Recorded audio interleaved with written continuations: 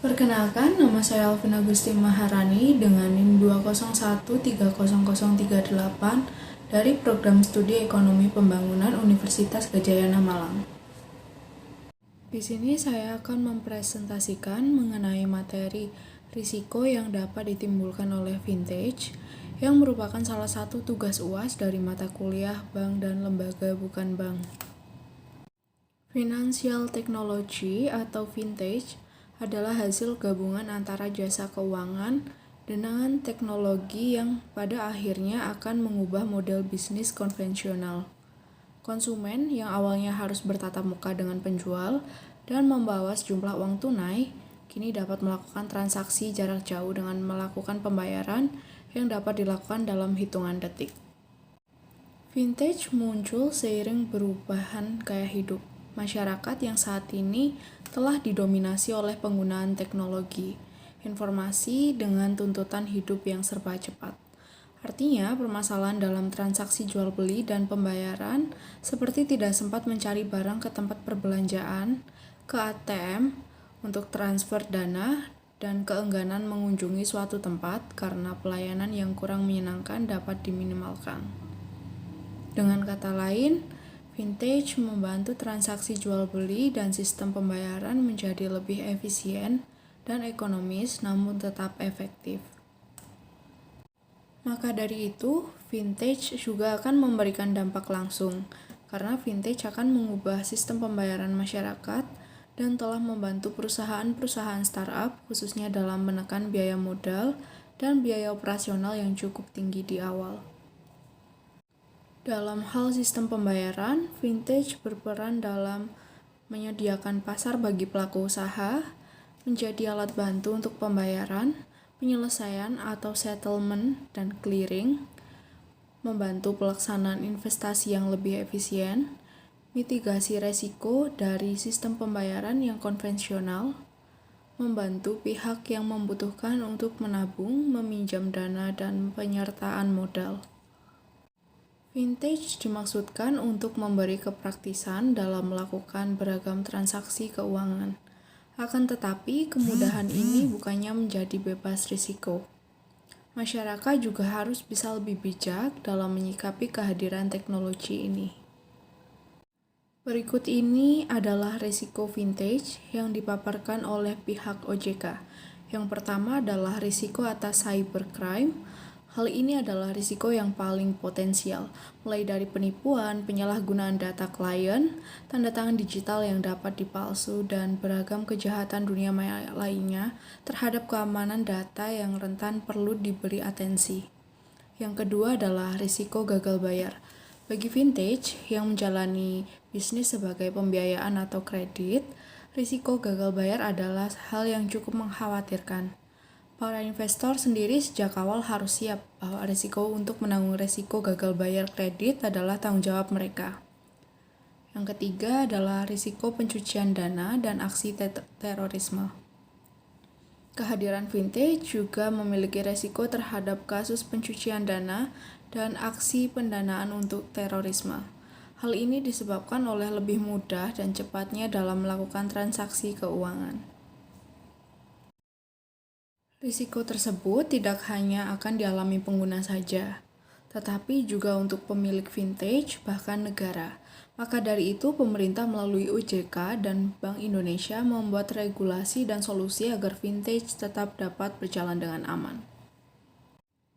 Sejauh ini, Bank Indonesia juga telah menetapkan syarat-syarat yang harus dipenuhi agar dapat melakukan transaksi. Syarat-syarat tersebut adalah: 1.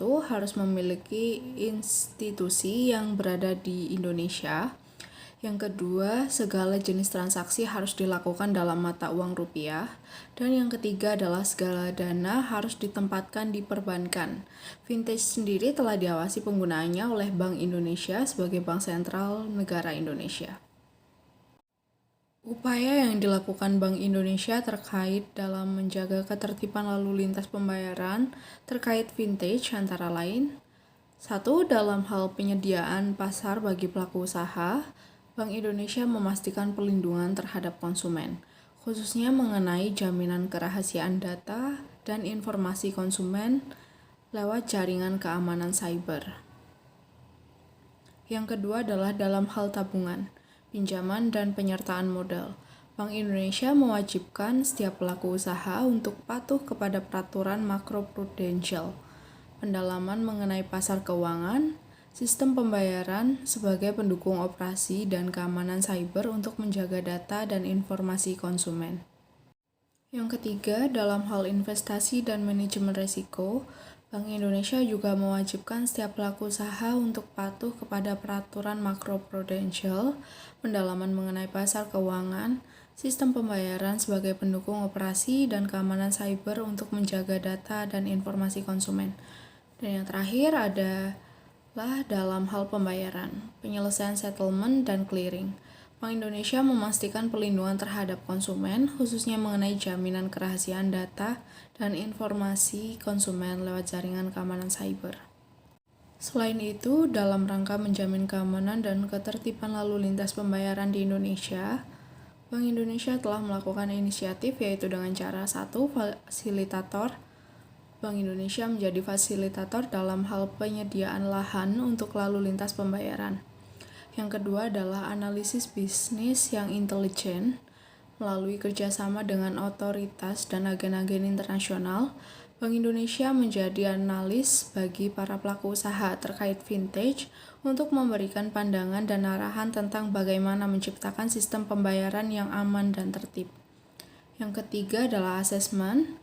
Bank Indonesia melakukan monitoring dan penilaian atau asesmen terhadap setiap kegiatan usaha yang melibatkan vintage dan sistem pembayaran menggunakan teknologi. Yang keempat adalah koordinasi dan komunikasi. Bank Indonesia menjaga hubungan dengan otoritas terkait untuk tetap mendukung keberadaan vintage sistem pembayaran di Indonesia. Bank Indonesia juga berkomitmen untuk mendukung para pelaku usaha di Indonesia dengan memberikan pengarahan secara berkala mengenai vintage. Sementara itu, OJK juga telah menerbitkan aturan melalui POJK nomor 77 POJK 01/2016 tentang layanan pinjaman meminjam langsung berbasis teknologi informasi, membentuk Vintage Innovation Hub, yang mewajibkan penyelenggara atau platform vintage lending untuk mengedepankan keterbukaan informasi terhadap calon pemberi pinjaman dan peminjamnya agar dapat menilai tingkat risiko peminjaman dan menentukan tingkat bunga. Bekerja sama dengan berbagai instansi dan aparat penegak hukum dan lain sebagainya. Semua risiko semakin berpeluang terjadi jika OJK akan lepas tangan atau tidak mengatur bisnis vintage tersebut. Karenanya, bisnis vintage nantinya akan berada di bawah pengawasan OJK, khususnya untuk layanan keuangan dan perlindungan konsumennya. Tumbuh pesatnya industri vintage di tengah masyarakat membuat OJK berpikir keras terkait masalah perlindungan konsumen. Oleh sebab itu, OJK menerbitkan POJK nomor 13/POJK 02/2018 tentang inovasi keuangan digital di sektor jasa keuangan sebagai ketentuan yang memayungi pengawasan dan pengaturan industri vintage. OJK merasa inovasi keuangan digital perlu diarahkan agar menghasilkan inovasi yang bertanggung jawab, aman, mengedepankan perlindungan konsumen, dan memiliki risiko yang terkelola dengan baik. Sesuai dengan peraturan OJK 77 tahun 2016 tentang layanan pinjam-meminjam uang berbasis teknologi informasi, OJK mengawasi penyelenggaraan P2P yang berstatus terdaftar atau berizin, dan hingga 12 Desember 2018 telah mencapai 78 penyelenggara. Sekian yang dapat saya sampaikan. Apabila ada kesalahan, saya mohon maaf. Terima kasih.